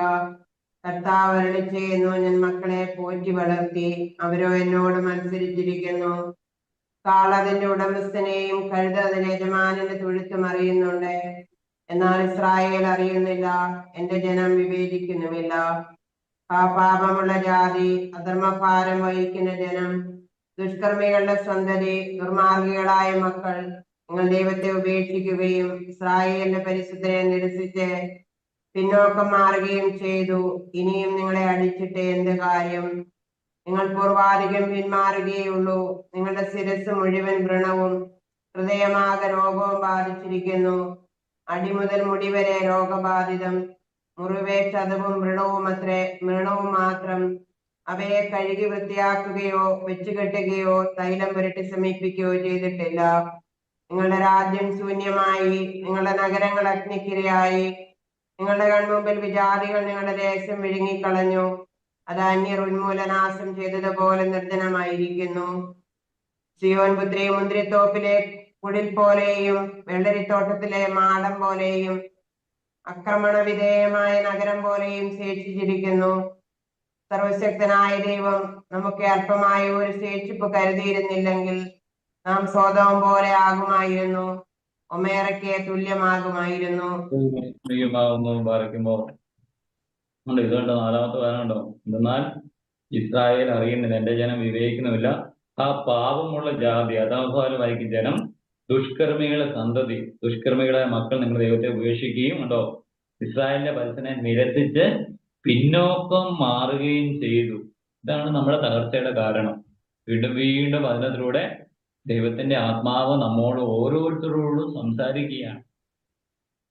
അതുകൊണ്ട് ചെയ്യണം, ഓരോ മക്കളും നമ്മളെ തന്നെ വിശുദ്ധീകരിച്ച് നമ്മുടെ കുടുംബപക്ഷത്തിലുള്ളവരെ, ഇടവകയിലുള്ളവരെ, കമ്മ്യൂണിറ്റി ഉള്ളവരെ, പിതാക്കന്മാരെ, വൈദികരെല്ലാം ഫിലിപ്പ് 2:9-11 എല്ലാം മുട്ടും മടങ്ങി കർത്താവിന്റെ മുമ്പിലേക്ക് മടങ്ങി വരാൻ വേണ്ടി നമ്മൾ എന്ത് ചെയ്യണം? പ്രാർത്ഥിക്കണം. ഫിലിപ്പ് 2:9-11, 9-11 2-ാം 9-11 എല്ലാം ക്ലെയിം ചെയ്യണം. എല്ലാം മുട്ടും യേശു നാമത്തിന് മുമ്പിൽ മടങ്ങും. പറഞ്ഞ് പ്രാർത്ഥിക്കണം കർത്താവിന്റെ മുമ്പില്, കർത്താവ് ഞങ്ങൾക്ക് തരണം വരെ. അങ്ങനെ നമ്മള് പിടിച്ചെടുക്കണം നമ്മള് ഓരോ ആത്മാക്കളെയും. ഉണ്ടോ? പരിശുദ്ധ നിരച്ച് പിന്നോക്കം മാറി ഇനിയും നിങ്ങളുടെ മേൽ അടിച്ചിട്ട കാര്യം താഴോട്ട് നമ്മൾ വായിക്കുമുണ്ടോ? ദൈവം നമുക്ക് അല്പമായ ഒരു ശേഷിപ്പ് കരുതിയില്ലെങ്കിൽ നാമും സോദോം പോലെ ഉണ്ടോ ഗൊമോറയ്ക്ക് തുല്യമായിരുന്നു തിരിശേഷിപ്പ്. റോമ 11 കാണുന്നുണ്ട് തിരിശേഷിപ്പ്. ബാല്യം മുമ്പ് മുട്ടുമടക്കാത്ത 7,000. ഇന്ന് നമ്മൾ 23 പേര് കയറിയാണ്, ഇപ്പൊ 18 പേരുണ്ട്. ഒരു തിരിശേഷിപ്പിനെ കർത്താവ് കൂട്ടി യോജിപ്പിച്ചുകൊണ്ടിരിക്കുകയാണ് ഈ നമ്മുടെ സമൂഹത്തിലെ നാനായ കമ്മ്യൂണിറ്റിയിലെ തിരിശേഷിപ്പിന്റെ കൂട്ടായ്മയാണിത്. അപ്പൊ നമ്മളത് ശക്തമായിട്ട് പ്രാർത്ഥിച്ചൊരുങ്ങണം. കൂടുതൽ കാര്യങ്ങള് കർത്താവിന് വേണ്ടി, കർത്താവിന്റെ രാജ്യത്തിന് വേണ്ടി, അനേക ആത്മാക്കളുടെ രക്ഷയ്ക്ക് വേണ്ടി നമുക്ക് ചെയ്യാനുണ്ട്. നമുക്ക് ഒരുമിക്കണം, കൈകൾ കോർക്കണം, ശക്തരായി മാറണം വചനത്തിൽ. അതുകൊണ്ട് ദൈവത്തിന്റെ പരിശുദ്ധാത്മ അവന് വേണ്ടിയാണ് നമ്മളെ പ്രഭാതത്തിൽ എഴുന്നേറ്റ് പ്രാർത്ഥിക്കാൻ വേണ്ടി അനുവദിക്കുന്നത്. അതുകൊണ്ട് ഒരു ശേഷിപ്പുണ്ട്. 9-ാമത്തെ അധ്യായ റോമർ 11 വചനങ്ങളാണ് കണ്ടോ. തിരിശേഷിപ്പിനെ കർത്താവ് വീണ്ടും വീണ്ടും വചനത്തോടെ കൺഫേം ചെയ്യുകയാണ്. 2 വചനങ്ങളോട് വായിച്ച് നമുക്ക് അവസാനിപ്പിക്കാം. 6:30 മുമ്പ് തീരും. യാക്കോബ് 3-ാം 13 തൊട്ട് 4-5 വരെയുള്ള വാക്യങ്ങൾ. യാക്കോബ് 3-ാം 13 തൊട്ട് 4-5 വരെയുള്ള വാക്യങ്ങൾ. ലേഖനം 3-ാം 13 തൊട്ട് 4-5 വരെയുള്ള വാക്യങ്ങൾ. ബാറക്കുമോർ, നിങ്ങളിൽ ജ്ഞാനിയും ശിക്ഷണം പ്രാപിച്ചവനും ആരോ അവൻ ഉത്തമ നടപടികൾ വഴിയായും താഴ്മയോടുകൂടിയ ജ്ഞാനത്തോടും തന്റെ പ്രവർത്തികളെ കാണിക്കണം. നിങ്ങളിൽ കടുത്ത അസൂയുണ്ടെങ്കിൽ, നിങ്ങളുടെ ഹൃദയങ്ങളിൽ ശാഠ്യമുണ്ടെങ്കിൽ, സത്യത്തിന് വിരോധമായി നിങ്ങൾ അഹങ്കരിക്കരുതേ, വ്യാജം പറയുകയും അരുതേ. എന്തെന്നാൽ ഈ ദശജ്ഞാനം ഉയരത്തിൽ നിന്ന് ഇറങ്ങി വന്നതല്ല, അത് ഭൗമികവും സ്വന്തം ചിന്തകളിൽ നിന്നും പിശാചുക്കളിൽ നിന്നുമുള്ളതുമാകുന്നു. എന്തെന്നാൽ അസൂയയും തർക്കങ്ങളും എവിടെയുണ്ടോ അവിടെ കലഹവും സർവ്വതിന്മകളുമുണ്ട്. എന്നാൽ ഉയരത്തിൽ നിന്നുള്ള ജ്ഞാനമോ നിർമ്മലവും സമാധാനപൂർണവും വിനീതവും അനുസരണമുള്ളതും കരുണയും സൽഫലങ്ങളും നിറഞ്ഞതും ഭിന്നതയില്ലാത്തതും മുഖപക്ഷമില്ലാത്തതുമാകുന്നു. നീതിയുടെ ഫലങ്ങൾ സമാധാനമുണ്ടാക്കുന്നവർക്കും സമാധാനത്തോടെ വിതയ്ക്കപ്പെടുന്നു. ദൈവമേ, സ്തുതിക്ക് യോഗ്യമാകുന്നു. ബാറക്കുമോ. 4-5 വരെ കൂടെ വായിച്ചു. യുദ്ധങ്ങളും കലഹങ്ങളും നിങ്ങളിൽ എവിടെ നിന്നുണ്ടായി? നിങ്ങളുടെ അവയവങ്ങളിൽ പോരാട്ടം നടത്തുന്ന മോഹങ്ങളിൽ നിന്നല്ലയോ? നിങ്ങൾ ആഗ്രഹിക്കുന്ന നിങ്ങൾക്ക് ലഭിക്കുന്നില്ല. നിങ്ങൾ കൊല്ലുകയും വൈരാഗ്യപ്പെടുകയും ചെയ്തിട്ടും ഒന്നും നിങ്ങളുടെ കൈവശം വരുന്നില്ല. നിങ്ങൾ വഴക്ക് കൂടുകയും പോരാടുകയും ചെയ്തിട്ടും നിങ്ങൾക്കൊന്നും കിട്ടുന്നുമില്ല. എന്തെന്നാൽ നിങ്ങൾ യാചിക്കുന്നില്ല. നിങ്ങൾ യാചിക്കുന്നുണ്ട്, പക്ഷേ നിങ്ങളുടെ മോഹങ്ങളിൽ ചെലവിടേണ്ടതിന് തിന്മയായി യാചിക്കുന്നത് മൂലം ഒന്നും നിങ്ങൾക്ക് ലഭിക്കുന്നില്ല. വ്യഭിചാരികളെ, ഈ ലോക സ്നേഹം ദൈവസന്നിധിയിൽ ശത്രുതയാകുന്നു എന്ന് നിങ്ങൾ അറിയുന്നില്ലയോ? ആകയാൽ ഈ ലോകത്തിന്റെ സ്നേഹിതനായിരിക്കുവാൻ ആഗ്രഹിക്കുന്നവർ ദൈവത്തിന് ശത്രുവായി തീർന്നു. നമ്മിൽ വസിക്കുന്ന ആത്മാവെ തീഷ്ണതയോടെ ആഗ്രഹിക്കുന്നു എന്ന് തിരുവെഴുത്ത് പറഞ്ഞിട്ടുള്ളത് വ്യർത്ഥമെന്നാണോ നിങ്ങൾ വിചാരിക്കുന്നത്? നമ്മുടെ കർത്താവ് നമുക്ക് അത്യധികമായി കൃപ നൽകിയിട്ടുണ്ട്.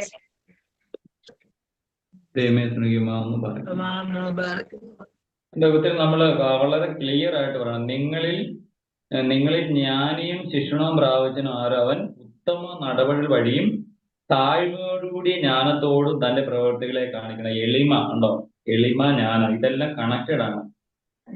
എളിമയിൽ നിന്നാണ് ഇതെല്ലാം തിരിഞ്ഞു വരേണ്ടത്. കണ്ടോ, നിങ്ങളിൽ കടുത്ത അസൂയ ഉണ്ടെങ്കിൽ, നിങ്ങളുടെ ഹൃദയങ്ങളിൽ ശാഠ്യമുണ്ടെങ്കിൽ, സത്യത്തെ വിരോധമായി അഹങ്കരിക്കരുത്, വ്യാജം പറയുകയും അരുത്. എന്നാൽ ഈ ദൃശ്യജ്ഞാനം ഉയരത്തിൽ നിന്നുള്ള ഇറങ്ങി വന്നതല്ല, ഭൗമികവും സ്വന്തം ചിന്തകളിലും പിശാചികളും ഉള്ളതാണ്. നമ്മൾ നേരത്തെ പറഞ്ഞായിരുന്നു 3 ടൈപ്പ് ഓഫ് ഇഷ്ടത്തെ പറ്റി.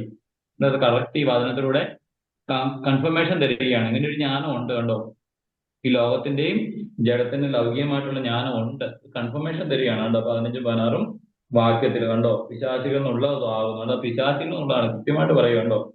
ഇവിടെയുണ്ടോ നമ്മൾ പറയുന്ന കാര്യങ്ങള് കർത്താവ് കണ്ടോ ഓരോ വചനത്തിലൂടെയും കൺഫർമേഷൻ തരികയാണ്. പറയുന്ന കാര്യങ്ങള് കൃത്യമാണ്, കൺഫർമേഷൻ തരികയാണ് കേട്ടോ. എന്നാൽ 17 ഉണ്ടോ, എന്നാൽ ഉയരത്തിൽ നിന്നുള്ള ജ്ഞാനമോ നിർമ്മലവും, അതിന്റെ പ്രത്യേകതയാകും, നിർമ്മലവും സമാധാനപൂർവവും വിനീതവും, സംസാരിക്കല്ലേ, വിനീതവും അനുസരണമുള്ളതും കണ്ടോ, അനുസരണം അനുസരണമുള്ളതും കരുണയുള്ളതും സൽഫലങ്ങൾ നിറഞ്ഞതും ഭിന്നതയില്ലാത്തതും മുഖവശമില്ലാത്തതും നീതിയുടെ ഫലങ്ങൾ സമാധാനം ഉണ്ടാകുന്നവർക്ക് സമാധാനത്തിൽ വയ്ക്കപ്പെടുന്നുണ്ടോ. നീതിയുടെ ഫലങ്ങളെല്ലാം കൊണ്ട് നിറയുന്നതാണ്. അനേക കാര്യങ്ങൾ അവർ എഴുതി വെച്ചേക്കുന്നത്. ഒരുത്തൻ ദാനം 1 നിർമ്മലമാണ്, 2 സമാധാനപൂർണ്ണമാണ്, 3 വിനീതമാണ്, 4 അനുസരണമുള്ളതാണ്, 5 കരുണയുള്ളതാണ്, 6 തൽഫലങ്ങൾ നിറഞ്ഞതാണ്, 7 ഭിന്നതയില്ലാത്തതാണ്, 8 മുഖവിഷമില്ലാത്തതാണ്, 9 നീതിയുടെ ഫലങ്ങൾ കൊണ്ട് നിറഞ്ഞതാണ്. അതുകൊണ്ട് 9 ഫ്രൂട്ടുകളാണ് ഇത് കാണുന്നത് കണ്ടോ.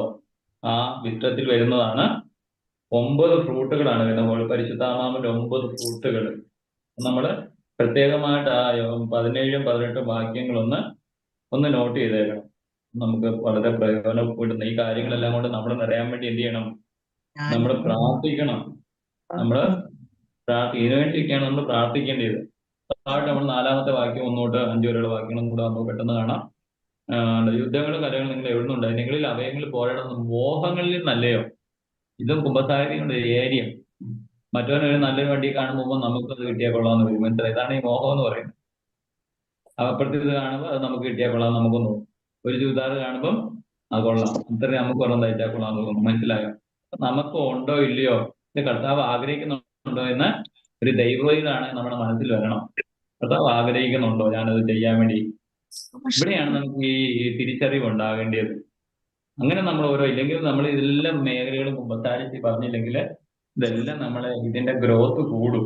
പാപം നമ്മൾ വെച്ചുകൊണ്ടിരിക്കുമ്പോൾ അത് അവിടെ തന്നെ ഇരിക്കുമെന്ന് മാത്രം വിചാരിക്കും. ഇതെല്ലാം വളർച്ചയുടെ ഒരു തൈ നട്ട് കഴിഞ്ഞാൽ വളരുമോ ഫലം, അല്ലെങ്കിൽ ആ വൃക്ഷം വളരും ഇല്ലേ എന്ന് പറഞ്ഞുകൊണ്ട് ഈ പാപം അവിടെ കിടന്ന് നമ്മളെ പല രീതിയിൽ, ഇപ്പൊ ഒരു ഉദാഹരണം പറഞ്ഞൊരു കാലം മുള്ളുകൊണ്ട് ആ മുള്ള അവിടെ തന്നെ ഇരിക്കും. കുറച്ച് ദിവസം കഴിയുമ്പോൾ ചെറിയ വേന വരും, ദിവസം കഴിയുമ്പോൾ പഴുക്കും അല്ലേ.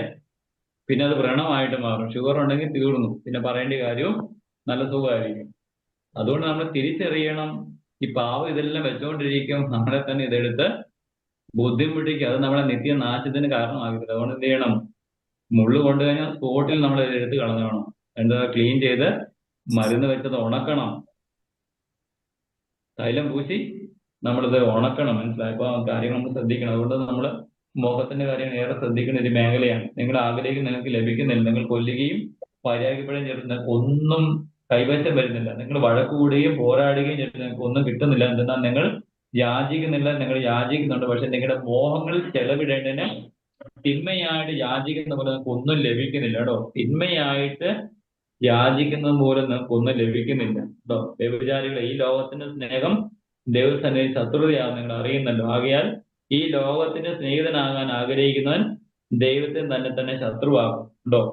നമ്മിൽ വസിക്കുന്ന ആത്മാവ് തീക്ഷ്ണതയോടെ ആഗ്രഹിക്കുന്നു എന്ന് തിരുവെഴുത്ത് പറഞ്ഞിട്ടുള്ളത് വ്യക്തമാണ് നിങ്ങൾ വിചാരിക്കുന്നത് കേട്ടോ. അതുകൊണ്ട് നമ്മൾ ഏറെ ശ്രദ്ധിക്കണം. ഈ ലോകത്തോടുള്ള വ്യഭിചാരികളെ, ഈ ലോക സ്നേഹം ദൈവസന്നിധിയിൽ ശത്രുതയാകുമെന്ന് നിങ്ങൾ അറിയുന്നില്ലയോ. ആകയാൽ ലോകത്തിന്റെ സ്നേഹിതനാഗ്രഹം ദൈവത്തിനെ തന്നെ ശത്രുവാകുന്നു.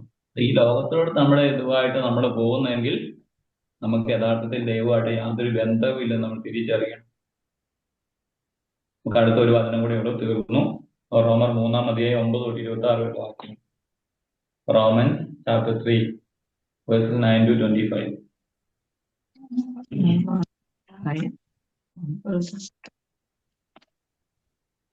234 പേര് പെട്ടെന്ന് വായിച്ചു. ആകയാൽ നാം കൂടുതലായി എന്ത് പ്രാപിച്ചിരിക്കുന്നു, യഹൂദന്മാരെ കുറിച്ചും പുറജാതികളെ കുറിച്ചും അവരെല്ലാവരും പാപത്തിന് കീഴ്പ്പെട്ടവരാകുന്നുവെന്ന് മുന്നമേ തന്നെ ഞങ്ങൾ ഖണ്ഡിതമായി കാണിച്ചിട്ടുണ്ടല്ലോ. നീതിമാനായ ആരുമില്ല, ഒരുവൻ പോലുമില്ല. തിരിച്ചറിഞ്ഞ ദൈവത്തെ അന്വേഷിക്കുന്നവനുമില്ല.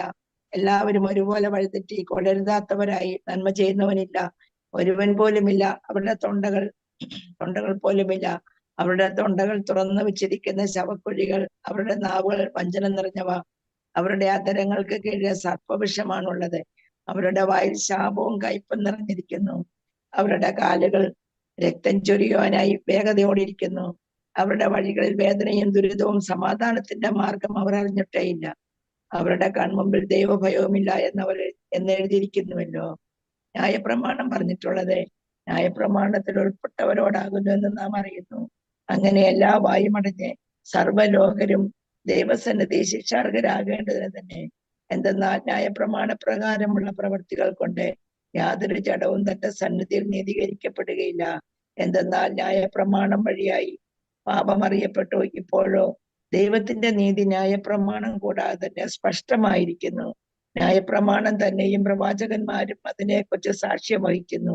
ദൈവത്തിന്റെ നീതി യേശുമിശിഹായുള്ള വിശ്വാസം മൂലമാണ് എല്ലാവർക്കും, തന്നിൽ വിശ്വസിക്കുന്ന എല്ലാവർക്കും ഉണ്ടായിരിക്കുന്നത്. ഒരു വ്യത്യാസവുമില്ല. എന്തെന്നാൽ എല്ലാവരും പാപം ചെയ്ത് ദൈവ തേജസ് ഇല്ലാത്തവരായിത്തീർന്നു. അവർ കൃപയാലും യേശുമിശിഹായുള്ള രക്ഷയായാലും സൗജന്യമായി നീതിയുള്ളവരായി തീർന്നിരിക്കുന്നു. തന്റെ രക്തത്തിലുള്ള വിശ്വാസത്താൽ നമുക്ക് പാപപരിഹാരം ഉണ്ടാകുവാൻ ദൈവം അദ്ദേഹത്തെ മുൻകൂട്ടി നിശ്ചയിച്ചു തന്നു.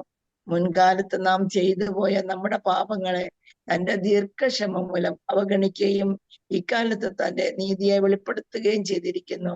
അങ്ങനെ താൻ നീതിമാനാണെന്നും നമ്മുടെ കർത്താവ് യേശുമിശിഹായുടെ വിശ്വാസത്തിൽ ഉൾപ്പെട്ടവരെ നീതീകരിക്കുന്നവനാണെന്നും കാണിച്ചു തന്നിരിക്കുന്നു. ദൈവമേ മാറിക്കുമോ? ഉണ്ടോ? ദൈവത്തെ ഒരുവൻ പോലും അറിയുന്നില്ല, തിരിച്ചറിഞ്ഞ ദൈവത്തെ അന്വേഷിക്കുന്ന എല്ലാവരും ഒരുപോലെ വഴിയെറ്റി കൊള്ളരുതാത്തതായി. നന്മ ചെയ്യുന്നുമില്ല, ഒരുവൻ പോലും ഇല്ല. അവരുടെ തൊണ്ടകൾ തുറന്നു വെച്ചിരിക്കുന്ന ശവക്കുഴിയാണ്. എന്താ പേടുകൾ ഉപയോഗിക്കുന്നുണ്ടോ? ഉണ്ടോ? അവരുടെ നാവുകൾ വഞ്ചന നിറഞ്ഞ, അവരുടെ അധരങ്ങൾക്ക് കീഴെ സർപ്പവിഷമുണ്ട്. നമ്മൾ നേരത്തെ കണ്ട പാപം ചെയ്യുന്നവര് പാമ്പിനെ കാലൂട്ടി വളർത്തുകയാണ്. ഉണ്ടോ? കറക്റ്റ് വരുന്നുണ്ടോ? അതുകൊണ്ട് ഇതേ പാപം ചെയ്യുന്ന അതേ അവന്റെ ഉള്ളിൽ നിന്ന് അതേ വരത്തുള്ളൂ. നന്മ ചെയ്യുന്ന ഉള്ളിൽ നിന്ന് നന്മയെ വരത്തുള്ളൂ. നമ്മൾ തീരുമാനിക്കണം. നമ്മൾ മാത്രമല്ല, നമ്മൾ ഒരു നന്മയില് കൃപയില് വിശുദ്ധിയിൽ ജീവിക്കുമ്പം അനേകർക്ക് ഈ വിശുദ്ധിയാണ് പകരുന്നത്. അതുകൊണ്ടാണ് ഈ കാണുന്നതെല്ലാം പോയി വചനം കേൾക്കില്ലെന്ന് പറയുന്നത്. ഈ പാവം പ്രത്യേകിച്ച് കുമ്പസാരം ഇല്ലാത്തവരെ കേട്ട് കഴിഞ്ഞാണല്ലോ അവര് കിടക്കുന്ന ഈ തിന്മയെ നിങ്ങൾ സ്വീകരിക്കത്തുള്ളൂ. ഈ വചനം കേൾക്കുന്നതെന്നൊക്കെ എല്ലാവരും പറയുന്നത് വചനമല്ലേ എന്ന് പറഞ്ഞേ കേൾക്കുന്നത്. പക്ഷെ നമുക്ക് കിട്ടിയ ഈ കൃപ നഷ്ടപ്പെട്ടു പോകും. നമ്മൾ തിരിച്ചറിയണം. വളരെ ഇന്നലെ ഞാൻ ഒരാൾ സംസാരിച്ചാൽ പറയായിരുന്നു, ഞങ്ങള് കുറെ നാളായിട്ട് 5 തൊട്ട് 6 മണി വരെ ഒരു പെന്തിക്കോസ്ത് പാസ്റ്ററുടെ ഇത് കേട്ടോണ്ടിരിക്കുവായിരുന്നു. നമ്മുടെ കൂട്ടത്തിൽപ്പെട്ട ആളാ. അത് കുറച്ച് കഴിഞ്ഞ 2 ആഴ്ച മുമ്പ് അയാൾ മരിച്ചുപോയി എന്ന് പറഞ്ഞു. അയാള് അങ്ങോട്ട് ചെല്ലാനൊക്കെ വിളിച്ചെന്നൊക്കെ പറഞ്ഞു. മനസ്സിലായി എന്ന് പറഞ്ഞോണൊക്കെ നമ്മളിത് ശ്രദ്ധിക്കണം. നമ്മുടെ ഇത് പ്രബോധനങ്ങളും കാര്യങ്ങളെല്ലാം ശ്രദ്ധിക്കണം. സഭയുടെ ശുശ്രൂഷകളോ അശുശ്രൂഷകളെ നമ്മളൊന്ന് ശ്രദ്ധിക്കണം. അവർ കുമ്പസാരിക്കുന്നതാണോ, പ്രാർത്ഥിക്കുന്നവരാണോ? കുറച്ചെങ്കിലും ജീവിതം ക്രമപ്പെടുത്താൻ വേണ്ടി ഇത് പൂർണ്ണരായിട്ടാവില്ല എങ്കിലും കുറച്ചെങ്കിലും ഒക്കെ ഇത് മോൾഡ് ചെയ്ത് ജീവിക്കാൻ വേണ്ടിയൊക്കെ ജീവിക്കുന്നവരാണോ അതൊക്കെ നമ്മൾ ശ്രദ്ധിക്കണം. ഒരു വ്യക്തിയെ കാണുമ്പോൾ അറിയാം. യേശുപാർശ്വരുടെ പുസ്തകം നോട്ടം, ചിരി, നടപ്പ്, ഇത് കണ്ടു കഴിഞ്ഞാൽ അറിയാം ഒരു വ്യക്തിയെ. 3 കാര്യങ്ങൾ: നോട്ടം, ചിരി, നടപ്പ്. അങ്ങനെ വേഷവിധാനങ്ങളൊക്കെ കണ്ടു കഴിഞ്ഞാൽ ഒരാളെ നമുക്ക് ജ്ഞാനം ഉണ്ടെങ്കിൽ, ഈ പറഞ്ഞ പരിശുദ്ധാത്മാവിലുള്ള ജ്ഞാനം ഉണ്ടെങ്കിൽ കൃത്യമായിട്ട് വിവേചിക്കാൻ വേണ്ടി പറ്റും. അപ്പൊ അതുകൊണ്ട് നമ്മൾ ഈ കാര്യങ്ങളെല്ലാം എന്ത് ചെയ്യണം? വളരെ വ്യക്തമായിട്ട് നമ്മള് പാപം, എല്ലാവരും പാപം ദൈവ തേജസ് ഇല്ലാതായിരുന്നു. 23-ാമത്തെ വചനമുണ്ടോ? എല്ലാവരും പാപം ചെയ്ത് ദൈവ തേജസ് ഇല്ലാതായി തീർന്നു. നമുക്ക് ഈ നഷ്ടപ്പെട്ടു വേണം ദൈവത്തിന്റെ ഈ തേജസ്, ദൈവത്തിന്റെ ഈ മഹത്വം. നമ്മള് യോഹന്നാന്റെ സുവിശേഷം നമുക്ക് അവസാനിപ്പിക്കാം. യോഹന്നാന്റെ സുവിശേഷം 17-ാം അധ്യായത്തില് നമ്മൾ ഇങ്ങനെ കാണുന്നുണ്ട്: എന്റെ മഹത്വം ഞാൻ അവർക്ക് നൽകി. ഉണ്ടോ? 21, 20, 17, 20 തൊട്ടുള്ള വചനങ്ങൾ. അവർക്ക് വേണ്ടി മാത്രമല്ല, അവരുടെ വചനം മൂലം എന്നിൽ വിശ്വസനത്തോടുകൂടിയാണ് പ്രാർത്ഥിക്കുന്നത്. അവരെല്ലാവരും ഒന്നായിരിക്കാൻ വേണ്ടി പിതാവേ, അങ്ങ് എന്നിലും ഞാൻ അങ്ങിലും ആയിരിക്കുന്നവർ അവരും നമ്മിൽ ആയിരിക്കുന്നതിനും അങ്ങനെ അവിടുന്ന് എന്നെ അയച്ചുവെന്നും ലോകം അറിയുന്നതിന് വേണ്ടി ഞാൻ പ്രാർത്ഥിക്കുന്നു. കണ്ടോടെ 22.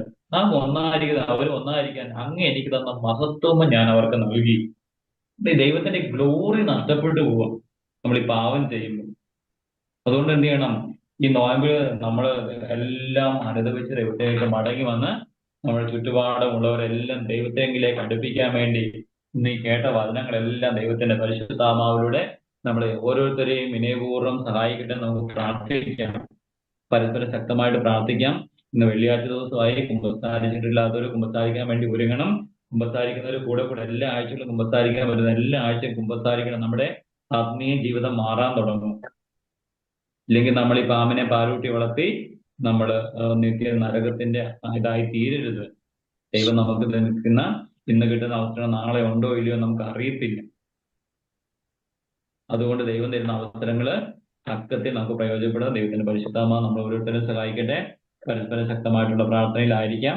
ഞാൻ പറഞ്ഞായിരുന്നു കഴിഞ്ഞ ആഴ്ച ഈ ആഴ്ചയുടെ മിഷന് പോകുമെന്ന് പറഞ്ഞായിരുന്നു, സത്യമായിരുന്നു. പക്ഷെ പെട്ടെന്ന് ഒരു ചേഞ്ചസ് വന്നു. അതുകൊണ്ടാണ് പോകാതിരുന്ന ഒരു വ്യക്തി പെട്ടെന്ന് വന്നു. അപ്പം പുള്ളിക്ക് വേണ്ടി നമ്മൾ അതിന് സ്പേസ് കൊടുത്ത് പുള്ളിയെ വിട്ടു. എൻ്റെ പേരിൽ തന്നെയാണ് ടിക്കറ്റ് എടുത്തേക്കുന്നത്, അങ്ങോട്ടും ഇങ്ങോട്ടും റിട്ടേൺ എൻ്റെ പേരിൽ തന്നെ ടിക്കറ്റ് ഉള്ളതാണ്. അപ്പൊ അങ്ങനെ ഒരു സാഹചര്യത്തിലാണ് പോകാതിരുന്നത്. നെക്സ്റ്റ് നമ്മൾ ത്രിപുരയ്ക്ക് 20-ാം തീയതി പോകും. ഈസ്റ്ററിന് അന്ന് വൈകിട്ട് ത്രിപുരയ്ക്ക് പോകും. നമ്മളൊരു 5 പേരാ പോകുന്നത്. നമ്മുടെ കൂട്ടത്തിൽ 5 പേരാ പോകുന്നത്. ആരെന്നൊക്കെ പിന്നെ പറയാം. നിങ്ങൾ പ്രാർത്ഥിക്കണം.